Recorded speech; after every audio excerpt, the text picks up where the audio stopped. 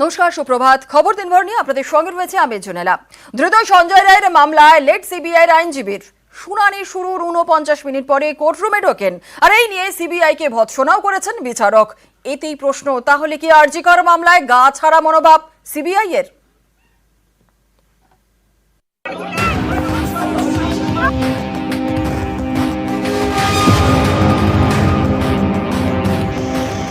শিয়ালদা কোর্টে আরজি করের ধর্ষণ খুনের মামলা।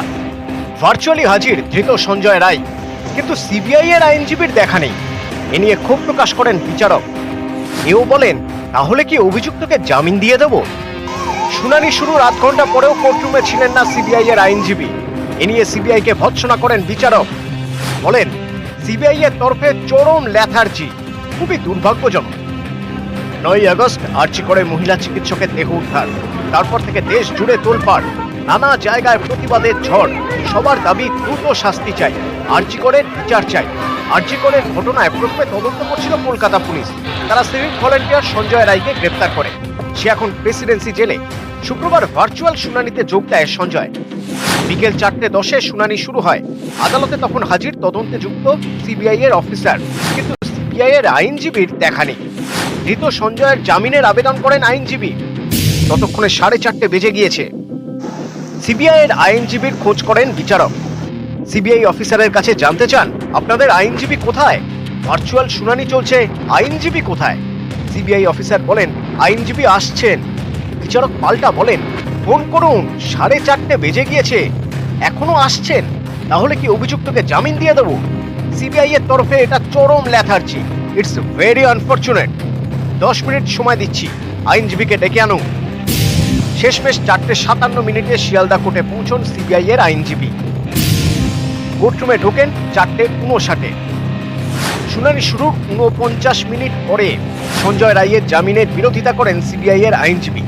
20 সেপ্টেম্বর পর্যন্ত তার জেল হেফাজতের নির্দেশ দেন বিচারক। আরজি করের মতো ঘটনা, সারা দেশ তোলপাড়, আন্দোলন বিক্ষোভে সরগরম। আর এই মামলাতেই সিবিআই এর আইনজীবী 49 মিনিট লেট। এ নিয়ে ভৎসনা পর্যন্ত করেছেন বিচারক। এতেই প্রশ্ন, তাহলে কি আরজি কর মামলায় গা ছাড়া মনোভাব সিবিআই এর?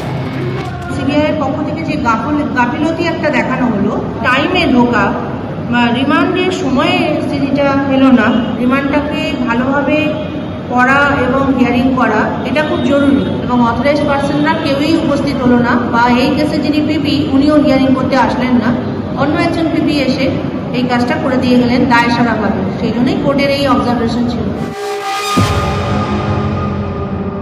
সঞ্জয় রায়কে কোর্টে প্রোডাকশন হচ্ছে, আর সিবিআই এর আইনজীবী এবং তদন্তকারী অফিসার নেই, এবং বিচারক বিরক্ত, ক্ষুব্ধ।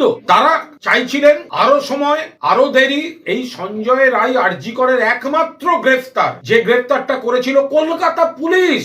তাহলে সিবিআই এর যে আজকে এই চূড়ান্ত একটা গাফিলতি লঘু করে দেখা, এটা নিয়ে এই বিজেপি, সিপিএম, কংগ্রেস এরা কি বলবে? আমরা দেখে নেব, খোঁজ নিয়ে নেব। এখানে ব্যক্তি যদি কোনো প্রবলেম তৈরি করে, কোথাও কোনো ব্যক্তি, তার জন্য আমরা সব দুটো চোখ খোলা রেখেছি, ওয়াচার।